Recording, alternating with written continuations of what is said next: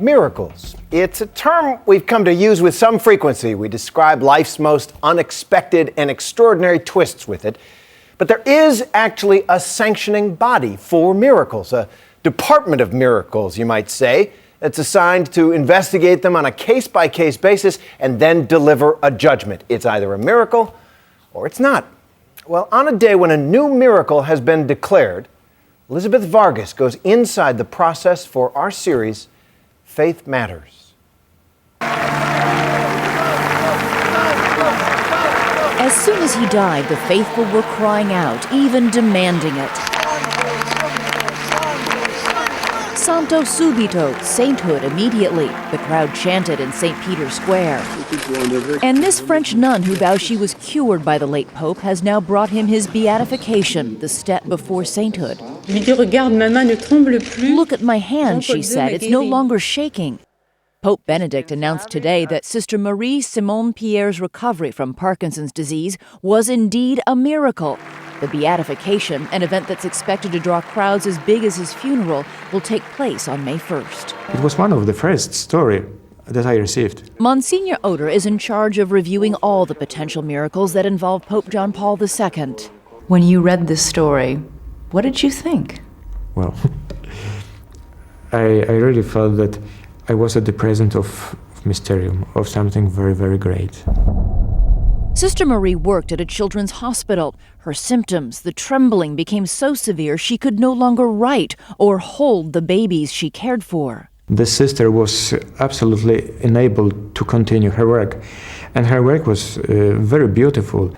Monsignor Oder says the distraught sister spent an entire night in a chapel praying to Pope John Paul II, who was also afflicted with Parkinson's disease. In the morning at 6 o'clock, when all other sisters went to the church for the Mass, and after Mass, she felt completely free of the disease.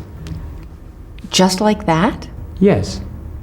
But in order for a miracle to be confirmed, it has to go before a special Vatican court. It has to be lasting, instantaneous, perfect, and scientifically inexplicable. In all miracle investigations, the Vatican provides an official skeptic, someone who tries to punch holes in the case, a position historically known by a phrase you may know.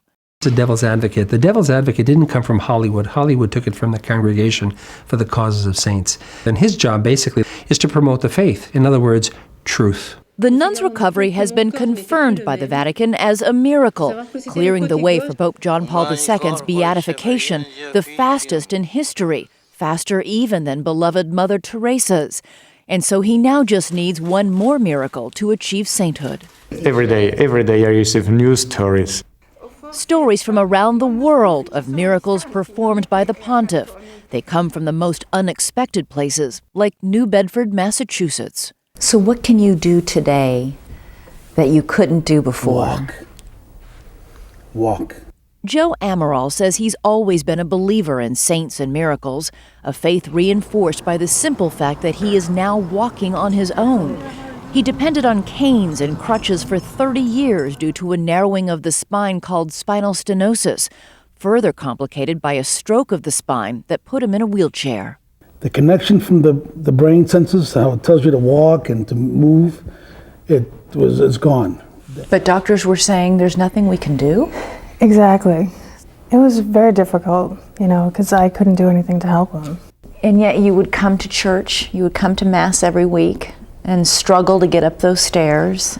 Yeah, it was difficult because there's no, at this particular church, there's no elevator. That deep belief was at the center of what Joe calls his miracle.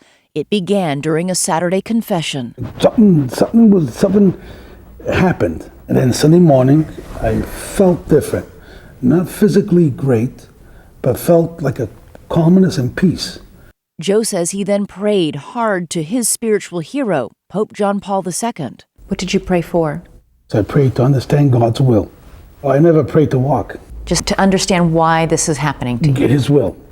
And then in coincidence, after he said his prayer, turn on the TV, and there he is.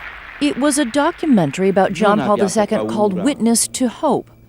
He calls out to the world, "Be not afraid."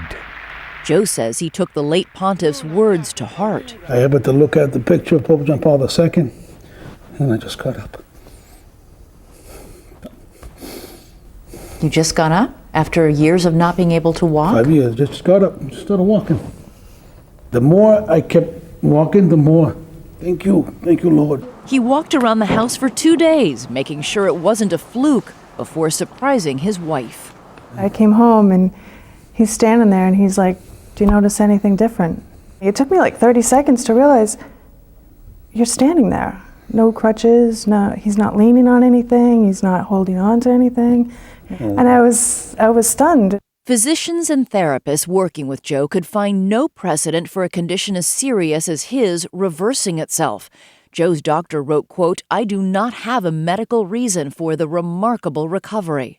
What looks like mystery is really just ignorance on our part. Michael Shermer heads the American Skeptic Society. He does not believe in miracles. And what about Joe Amaral? I mean, the man couldn't walk for years, and all of a sudden after praying, gets up and begins to walk. What about all the people that prayed to God or had prayers made for them and they just died of their cancers? They never walked again.